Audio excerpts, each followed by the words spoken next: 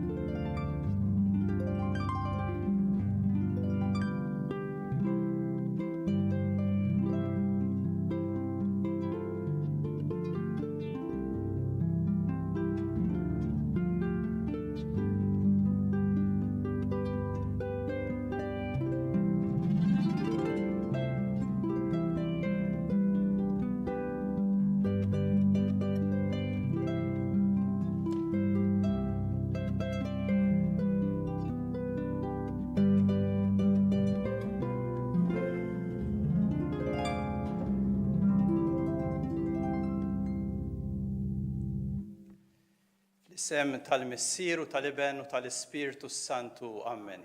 Il-grazzja ta' Sidna Ġesu Kristu l-imħabba ta' Alla l-Missier u l-għaqda fl-Ispirtu Santu tkun magħkom il-koll. Niltaqgħu flimkien fil-preżenza ta' Alla. Ejjew ngħaddu dan il-ftit ħin biex nfaħru lil Alla, nirringrazzjaw għal dak kollu li qiegħed jagħmel magħna u fuq kollox inħalluh ikellimna, inħalluh ifejjaqna, inħalluh jagħtina it-tama tiegħu. Hekk jew ukoll f'dan il-ħin ta' talb inġorru lil xulxin. Hekk aħna li qegħdin hawnhekk din il-kappella, intom li qegħdin titolbu magħna mid-djar tagħkom minn postijiet differenti, ejjew nitolbu għal xulxin u ejjew nitolbu għal nies oħrajn. Ħalli l-imħabba ta' Alla tikber fina u tissaħħaħ. Ħuti jew nibdew din il-quddiesa billi narfu hekk li qegħdin miżmumin fl-imħabba u l-ħniena ta' Alla. Ejjew nħalluh ukoll ifejjaqna mill-iżbalji, mill-fallimenti u jagħtina l-maħfra tad-dnubiet tagħna. Ħuti ejjew narfu ħtijietna, ħa niċċelebraw kif jixraq dawn il-mistieri qaddisa. Nistqar l-Alla li jista' kollox u lilkom ħuti li jien għadni btħafna bil-ħsieb, bil-kliem, bil-emil u billi ħallejt dmirijieti. Ħtija tiegħi bl-akbar ħtija tiegħi. Għalhekk nitlob l-imqazza Marija dejjem Verġni, l-anġli u l-qaddisin kollha u lilkom ħuti biex titolbu għalija lil-Mulej Alla tagħna. Eħenna għalina Alla li jista' kollox jaħfrilna dnubietna jwassalna għal ħajja ta' dejjem. Mulej ħniena, Kristu ħniena, Mulej ħniena. Glorja lill-Alla fil-għoli tas-smawiet u paċi fl-art lil bnedmin ta' rida tajba. Infaħruk, inberkuk, nadurawk, inroddulek ħajr għal glorja kbira tiegħek. Mulej Alla Sultan tas-sema, Alla Missier li tista' kollox. Mulej Iben waħdini Ġesu Kristu, Mulej Alla ħaruf talla bin il-Missier, int li tneħħi d-nubiet tad-dinja ħenna għalina, int li tneħħi d-nubiet tad-dinja il-qattalb tagħna, int li qiegħed fuq il-lemin tal-Missier ħenna għalina, għaliex int waħdek qaddis, int waħdek Mulej, int waħdek il-għola Ġesu Kristu, mal-Ispirtu Santu fil-glorja tal-Missier Alla. Nitolbu.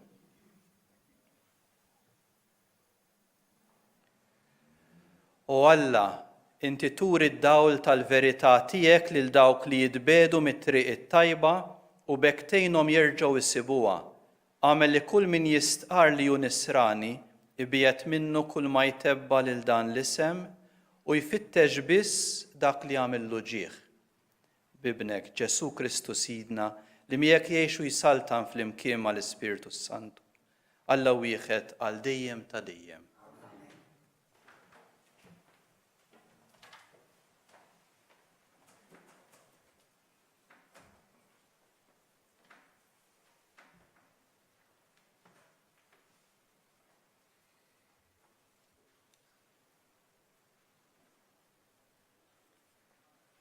L-ewwel qari mill-ktieb tal-profeta Iżajja. Dan jgħid il-mulej, bħalma x-xita u s-silġ jinżlu bis-smewiet u ma jerġgħux lura mnej ġew bla ma jsaqqu l-art, imma iġeluha tnissel u tnibbet u tagħti żerriegħa il min jiżra u l-ħobs il min jiekol. Hekk jiġri minn kelmti. Hija toħroġ minn fommi u ma terġax lura vojta, imma tagħmel dak li jogħġob lili u ttemm dak li nkun batta tagħmel. Il-kelma tal-mulej. Salm responsorjali. Ngħidu flimkien. Iż-żerriegħa weqgħet far tajba u għamlet il-frott. Iż-żerriegħa weqgħet far tajba u għamlet il-frott. Mulej, inti żur l-art u saqqija u tattija bil-ġid tiegħek, il-wittalla mimli bl-ilma, il-qamħ tagħhom ħejjitilhom flimkien, iż-żerriegħa weqgħet far tajba u għamlet il-frott. Hekk inti tħejjija, issaqqi ir-raddi u twitti t-tub tagħha, bl-irxiex trattaba u tberkilha iż-żerriegħa, fawwart is-sema u tbit jubitek, triqatek bil-ġid joktru flimkien. Iż-żerriegħa weqgħet far tajba u għamlet il-frott. Joqtru bin-nida il-merat tad-deżert u bil-ferħ jinħasmu l-għoljiet.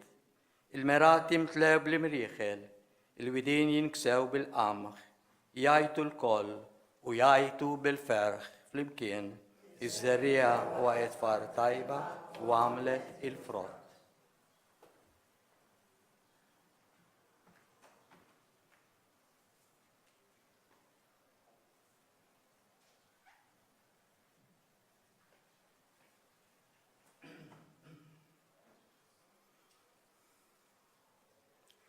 Qari mill-ittra ta' San Pawl Apostlu lir-Rumani.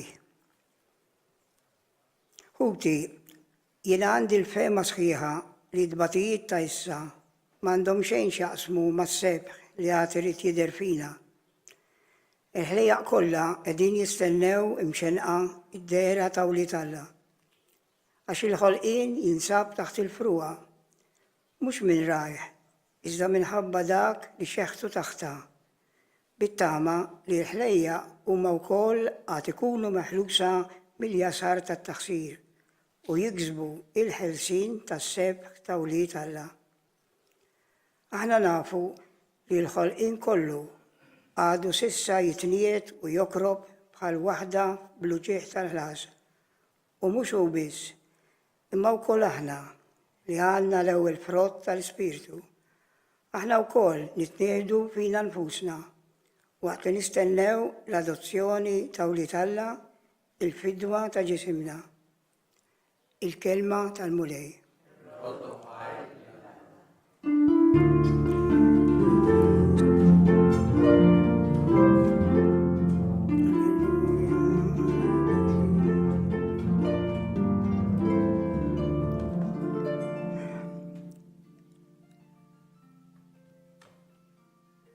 Ħinja dawk li bqalb imħejjija mill-aħjar iżommu fuqhom il-kelma ta' Alla li jagħmlu l-frott billi jżommu sħaħ fil-fema.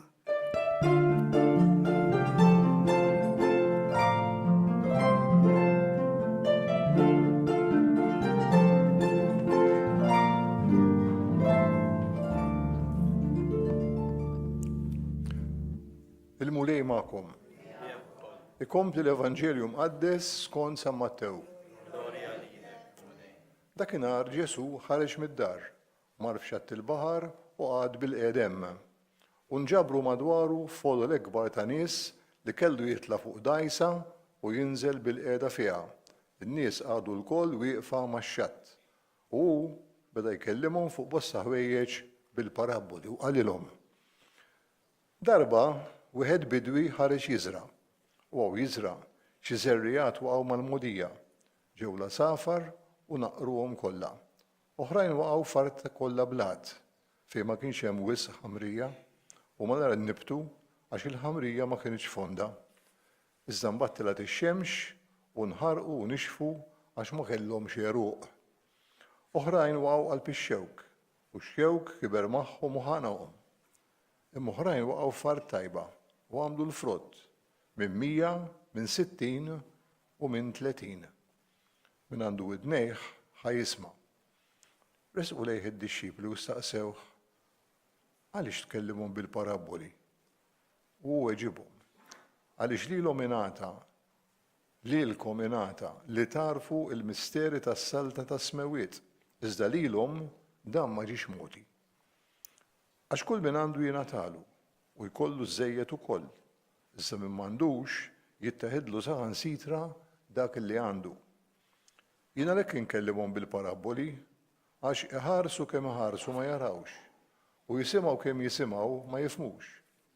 U hekk isseħħ fihom il-profezija ta' Eżajija meta qal tisimgħu kemm tisimgħu ma tifhmux u tħarsu kemm tħarsu ma tarawx. Għax il-qalb ta' dan il-poplu twebset, kienu tqal biex jisimgħu b'widnejhom u għalqu għajnejhom li ma jmorrux jaraw b'għajnejhom u jisimgħu b'widnejhom u jifhmu b'moħħhom u hekk ibidlu ħajjithom u jiena nfejjaqhom. Intom iżda ħenjin għajnejkom għax qegħdin jaraw, ħenjin widnejkom għax qegħdin jisimgħu. Tassew ngħidilkom li bosta profeti u nies ġusti xtaqgħu ħafna jaraw dak li qegħdin taraw intom u ma rawx u jisimgħu dak li qegħdin tisimgħu intom u ma semgħux. Mela isimgħu intom ukoll il-parabola ta' dak li ħareġ jiżra. Kull min jisma' l-kelma tas-saltna u ma jifhimix jersaq il-ħażin u jisraqlu dak li jkun inżera f'qalbu. Dan huwa dak li nżera mal-mogħdija. Dak li nżera fart kollha blat huwa dak li jisma' l-kelma u jilqaħħa minnu fih bil-ferħ, imma għeruq ma jkollux u għalhekk ftit iddum. Imbagħad jiġi fuq l-awċ jew isib minħabtu minħabba fil-kelma u ma nar jitfixkel. Dak li nżera qalb ix-xewk huwa dak li jisma' l-kelma iżda l-inkwit żejjed għal ħafna ħwejjeġ tad-dinja u l-ġibda għal ġid tal-art joħonqulu l-kelma li għalhekk ma tagħmilx frott. Dak imbagħad li nżera fart tajba huwa dak li jisma' l-kelma u jifhimha u tassew u jagħmel il-frott u dan jagħmel 100, dak 60 u l-ieħor 30. Il-kelma tal-mulej. Bit-tagħlim tal-Evanġelju nitnatfu minnu bitna.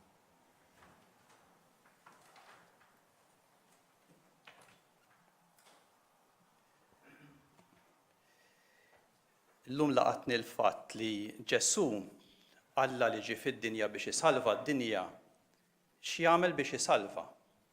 Ġifieri Alla li jara il-ħolqien li jagħmel il-bniedem li ħalaq imma anke t-taħwit dak li aħna nagħmlu biex nagħmlu ħsara l-persuna oħra, ħsara fuq l-ambjent, x'jagħmel Ġesu biex isalva.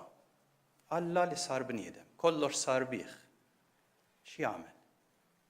Joħroġ mid-dar, imur f'xatt il-baħar, joqgħod bil-qiegħda, bħalma ħajamlu forsi ħafna llum ukoll, u jibda jgħid l-istejjer. U tgħidli allura bl-istejjer ħajsalva, imma Ġesu hekk għażel, għaliex aħna kultant ngħiduha wkoll aħna kollna stejjer, meta nagħmlu anke xi bawxata, imma wkoll nafu li anke kull familja, kull persuna hija storja. Ngħaddu mitluħ u nżul, ngħaddu minn diżappunti, ikonna ħolm. U jekk ma jkonniex il-ħolm, allura mbax sens fiha l-ħajja. U Ġesu jidħol jagħtina storja li biha anke jfejjaq ċertu stejjer li jagħmlulna ħsara biex imbagħad jagħtina storja lis salvana. Aħna qegħdin hawnhekk niċċelebraw l-istorja tas-salvazzjoni li Kristu jiġi biex isalva. Hekk għalhekk ejjew naraw ftit anke din il-parabola li qالna Ġesu kif tmiss dak li ngħaddu minnu kif tfejjaq ċertu stejjer li jħabtuna u x'qed jgħaddilna l-mulej. L-ewwel qed jgħidilna hekk kien hemm din iż-żerrija li waqgħet fuq il-mogħdija ġew l-għasafar u kilhom kollha. Hekk storja li kultant ħabbatna lilna hija il-pessimiżmu. Kultant taqla daqqa oħra u tgħid kollox ħażin, kollox għal xejn. Għalfejn titħabat, x'sens fija l-ħajja. Hekk tinsteraq minnek il-fiduċja fil-ħajja. Hawn min ħabtu wkoll l-iżbalji tal-passat, jisu jitilgħu biss jisu x'għamilt ħażin fil-passat jew fejn ma rnexxejx. U x-xitan jipprova jisraqilna il-paċi tal-qalb għaliex ifakkarna biss f'dak li ma rnexxiex, f'dak li huwa żbaljat. Hekk jwassalna qtih il-qalb. Tgħid ħlejt ħajti u dik hija taqbida. Kien Ġesu jgħidilna l-istorja ma tieqafx hemm, jgħidilna hemm pass ieħor. U jeħlisna mill-pessimiżmu. Oħrajn jitħabtu mal-ottimizmu jgħidlek isma' u li jkun pożittiv jisu bħal dik iż-żerrija li waqgħet fart kollha blat u kibret malajra il-ħamrija tkun baxxa u titla' mill-ewwel. U hemm l-entużjażmu hekk tal-mument u tgħid okej kollox sew, kun pożittiv, kun ottimist. Minn banda hija tajba għaliex titħares anke lejn dak li qed jinbed, dak li hu tajjeb. Imma jkun hemm is-superfiċjalità, dik it-tajjeb ma jdumx. Tant trid il-perseveranza, mhux sempliċement l-entużjażmu tal-bidu, sempliċement li tkun pożittiv, ħafna drabi biex taħdem għat-tajjeb, biex trawwem karattru sabiħ, biex tibqa' fil-ħabba li impenjajt ruħek għalija, dik mhux sempliċement tkun pożittiv, titlob iżjed minnek. Jekk tieqa' fuq is-superfiċjalità, hekk wara ftit dak it-tajjeb idub jisparixxi. Ġieli din li tkun pożittiv waslitna biex ma nħarsux lejn dak il-ħażin li jipprova jeqret it-tajjeb. Li nagħlaq għajnejja quddiem il-ħażin. Ma taffettwax lili, ma jimpurtanix. Se jekk tisraqx, forsi minn ħajaqbadni ma nisirqux, imma jekk nisraq il-minn fejn ma ninqabadx, dak qisu ma qed jiġri xejn, ma se jaffettwa lil ħadd, ma qed nara lil ħadd. Se jekkux nisraq mit-taxxi, jekk nisraqx pajjiż ieħor, le, ma jimpurtax. Ġesu jgħidilna tieqaf xemm. Il-ħażin jeżisti u l-ħażin effetti ħżiena jġib. Mhux biżżejjed tkun ottimist. U allura mbagħad min jgħidlek allura importanti nkunu realisti, mhux hekk jisu bħal dik iż-żerrija li waqgħet fart fejn kien hemm ix-xewk. Ġesu wkoll realist li tisma' li itanek inħarsu madwarna hawnhekk, hemm partijiet minnhom jikber ix-xewk, il-ħaxix il-ħażin jitla' waħdu, bżonn tieħu ħsiebu. Hekk allura Ġesu jgħidilna dik importanti li tagħti kasa u li tgħid isma' x'possibbli jsir m'hemm ukoll hemm id-diffikultajiet kif se nduru magħhom, li tkun realist.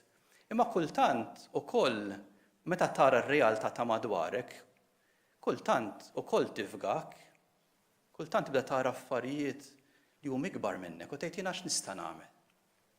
X'nista' nagħmel? U anke r-realtà kapaċi taqtanna qalbna għaliex inħossuha qiebsa wisq. U ikbar minnha ċertu problemi madwar id-dinja u anke lokalment, tgħid imma dak kif se noħorġu minnu. Jiena xkejken wisq. U hemm min dik imbagħad waslu biex jaqta' qalbu ma jagħmel xejn. Hekk allura x'inhu dak li għaddilna Ġesu kif ifejjaqna? Ġesu jagħmel pass ieħor. Hekk ċertu ċajtu x'hekk li għandna mat-tielet battuta tiġi ċajta, mhux hekk kun qed ngħidu ċajta mbagħad mat-tielet tiġi l-battuta. Imma jekk mat-tielet mument ma jiġri xejn, tgħid mela spiċċa kollox. Ġesu lej jagħtina r-raba' mument. Fejn taħseb li ħataqta' qalbek għal kollox, fejn m'hemmx ċans ta' futur, fejn it-tajjeb jidher li qed jitlef quddiem il-ħażin, Ġesu jgħidilna ma kien hemm żerrija li waqgħet far tajba u dik iż-żerrija kibret u għamlet frott minn 30, minn 60 u minn 100. Ġesu jiżra it-tama li lem il-pessimizmu, li lem l-ottimizmu, jaffronta r-realtà ma jiftaħ triq il-qudiem. Dak li qed niċċelebraw hawnhekk. Il-mewt u l-qawmin ta' Kristu. Jidher li x-xewk rebaħlu lit-tajjeb, lil Ġesu qatlu lejra tajjeb għal dak li qed jagħmel, għall-imħabba ġenwina tiegħu għal kull persuna, d-dinjità ta' kull persuna, jidher li dik tilfet. Ix-xewk ħakem fuq it-tajjeb u qatlu. U Ġesu jqum mill-imwiet. Kittama dik iż-żerrija li taqa' fl-art u tmut, dik iż-żerrija li hija l-imħabba ta' Alla li hija impenjata fil-konkret, mhux fl-astratt, dik tagħti l-frott, tagħti l-frott. U tibqa' tagħti l-frott. Fl-iktar momenti mudlama tal-istorja tad-dinja, Alla jqajjem qaddisin li laqgħu l-kelma t'Alla u dawk saru dawl għal żmienhom u jibqgħu jispiraw anke nies hekk li ġew warahom. Hekk aħna xhieda ta' dan. Hekk għallok hawnhekk qegħdin hawnhekk illum biex nirċievu din l-istorja ta' Alla. Li hija storja ta' tama. Li allura mbagħad tqawwilna qalbna biex ngħid x'inhu tajjeb li Alla qed jistedinni nagħmel illum. Meta inti tilqa' ż-żerrija ta' Alla, tal-kelma ta' Alla, tal-Vanġelu, meta tilqa' lil Ġesu f'ħajtek, dik tħalli l-frott. Fl-ewwel qari Eżajja qalilna bħalma x-xita tinżel u tħalli l-effett tagħha. Jekk tkun barra x-xarbek, ma wkoll tkabbar il-pjanti biex imbagħad jistgħu jagħtu l-frott. Bħalma x-xita tinżel u tħalli l-effett tagħha. Hekk jgħidilna l-kelma t'Alla li toħroġ minn fom Alla, mhux se terġa' lura mingħajr ma tħalli l-effett tagħha. Ejjew din nilqawha ferħ u b'impenn. Għaliex jekk jien naraf li din hija l-verità tal-istorja ta' ħajti, jekk huwa l-kelma t'Alla tista' tina futur quddiem ir-realtà diffiċli naħabtu wiċċna magħha. Mela dik il-kelma ħanoża li kull jum ngħid isma' x'inhi l-kelma li qed jiżraq f'qalbi Alla. Kif se npoġġiha fil-konkret illum? Tidher li hija żgħira quddiem il-problemi tad-dinja. Imma dik il-kelma ħatħalli l-frott fi żmienha. San Pawl jgħid in-nies ta' żmienu, id-batijiet ta' issa m'għandhom xejn x'jaqsmu ma' dak li Alla qed iħejji għall-bniedem. Hija storja ta' salvazzjoni li Alla ħajħu ħsiebna ħajsalvana. Mela għejx miegħu, għażel il-kelma tiegħu, għażel li jmexxik hu. Hekk jew nħallu l-mulej, hekk isaffina minn dak il-pessimizmu li jaqtalna qalbna mill-karattru tagħna u mill-bnedmin. Alla ma jħares mod pessimist lejn il-bniedem, jibqa' jafdaħ, jibqa' jafdaħ. Ejjew nħalluh ukoll il-mulej illum isaffina mill-ottimizmu fals li jgħalqilna għajnejna quddiem il-qawwa tal-ħażen li tipprova teqret it-tajjeb. Jgħalqilna għajnejna l-ottimizmu mill-effett fuq in-nies li qed ibagħtu l-konsegwenzi tal-ħażin. Forsi mhux taffettwa lili, imma jekk qed teffettwa persuna oħra, jien jinteressani mill-ġid ta' persuna oħra wkoll. Kemm jekk hawn Malta, kemm jekk il-bogħod. Ejjew nitolbuh lil mulej ukoll quddiem ir-realtajiet li qegħdin għaddejjin minnhom. Jaffettwawna, nippreokkupaw ruħna, imma mbagħad nagħmlu pass il quddiem. X'inhi l-kelma li qed jiżra f'qalbi Alla, x'inhu l-impenn li qed jistedinni nagħmel, kulħadd minn fejn hu. Mhux kollha għandna l-istess responsabbiltà, imma fir-responsabbiltà tiegħi Alla ħajjagħmel il-ġid permezz tagħha. Uħud minnkom bit-talb għal min iġor ir-responsabbiltà. Uħud billi joffru d-batijiet tagħhom għal ġid ta' ħaddieħor. Uħud bid-deċiżjonijiet li jridu jieħdu ħajjieħdu ħsieb il-ġid komuni, il-ġid tan-nies li qegħdin fir-responsabbiltajiet tagħhom. Hekk il-koll kemm aħna ħanatu l-frott meta nħallu l-kelma tikber f'qalbna, l-kelma t'Alla, u tpoġġija fil-konkret. Hekk għażel illum kelma waħda mill-Vanġelu ta' Ġesu li tispirak. Sekkux li tħobb dak li għamiltu mal-iżgħar fost dawn ħuti għamiltuh miegħi. Jekkux il-kelma tal-maħfra, jekkux il-kelma li tagħti l-kuraġġ lill-oħrajn. Għażel kelma li tispirak mill-ħajja ta' Ġesu. U jgħiddik kif se npoġġiha fil-konkret, kif se nożza. U għafda li l-mulej imbagħad ħajoħroġ affarijiet sbieħ mill-ħajja tiegħek u mill-ħajja tagħna.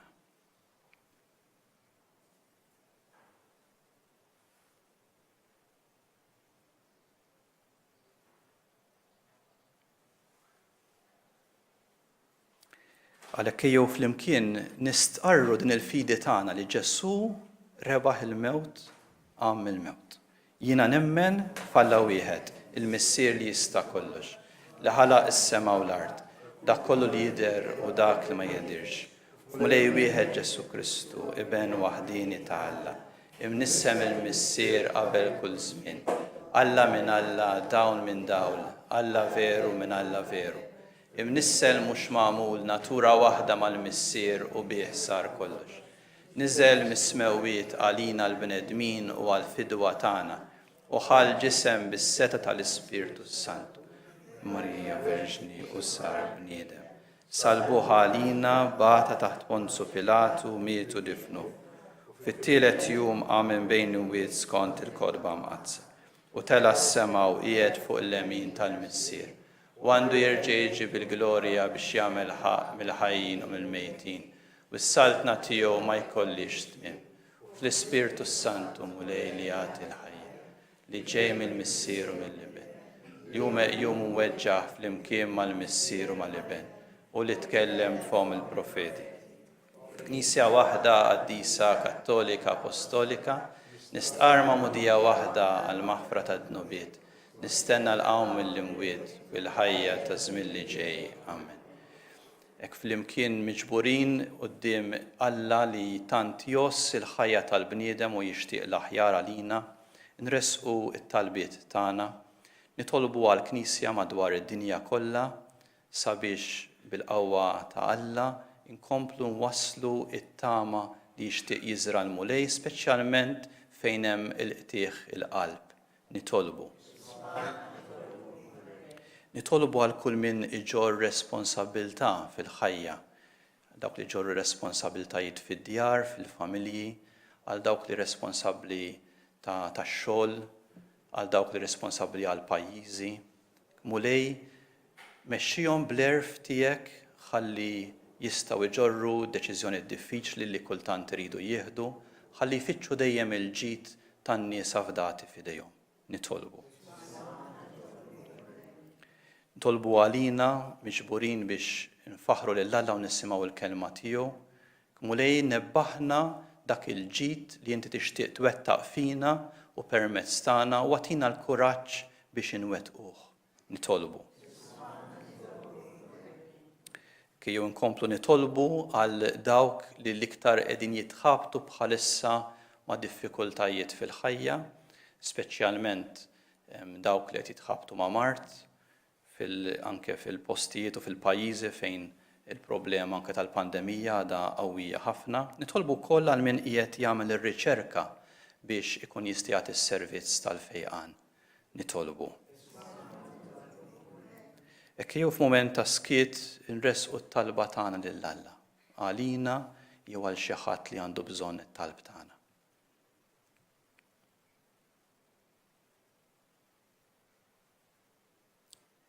Nirringrazzjawk Missier li inti tismana, nirringrazzjawk li inti tfittex dak li hu l-aħjar għalina, int li tgħix u s-saltan għal dejjem ta' dejjem.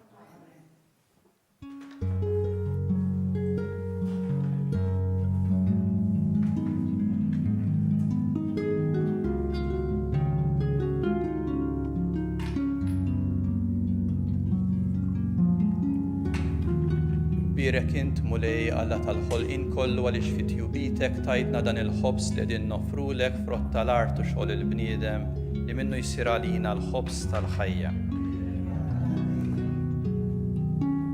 Imbirek int mulej Alla tal-ħolqien kollu għaliex fi tjubitek tajtna dan l-inbit li qegħdin nofrulek frott id-dilja u xogħol il-bniedem li minnu jsir għalina x-xorb tar-ruħ.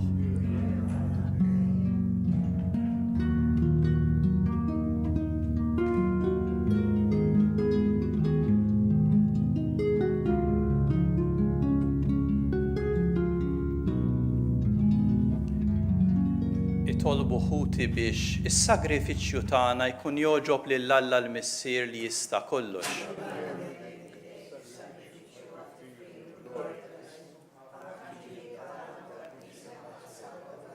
Ħares mulejn lejn l-offerti li l-Knisja qiegħda tagħmillek jew titolbok għamel il-poplu għaddej tiegħek jieħu minnhom is-saħħa biex jikber fil-qdusija bi Kristu Sidna. Il-mulej magħkom, nerfgħu qlubna l fuq, niżu ħajr lil mulej Alla tagħna, sewwa xieraq tas-sew mulej missier qaddis Alla ta' dejjem li tista' kollox, tajjeb u taġita s-salvazzjoni tagħna li dejjem u kullimkien inroddulek ħajr. Aħna nafu li għall-glorja tiegħek bla qis inti twieżen lilna bnedmin dgħajfa u tipprovdilna wkoll għajnuna mill-istess natura dgħajfa tagħna. B'hekk inti tagħder u tħenn għal min jintilef u minn fejn ikun ġarrab it-telfin twassallu s-salvazzjoni tiegħek permezz ta' Kristu Sidna. Bih il-qtajja kollha tal-anġli ferħan għal dejjem quddiemek iqimu l-kobor tiegħek. Flimkien ma tagħhom ilqa' nitolbuk it-tifħim